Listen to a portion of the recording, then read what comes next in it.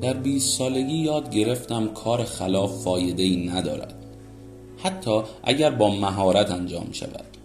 در 30 سالگی پی بردم که قدرت جاذبه مرد است و جاذبه قدرت زن.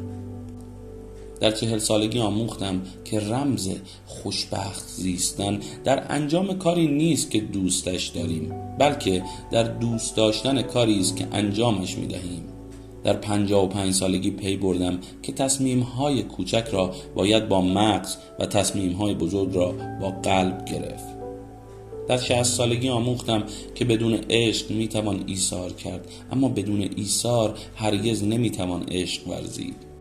در 80 سالگی پی بردم که دوست داشته شدن و محبت دیگران به انسان بزرگترین لذت دنیاست.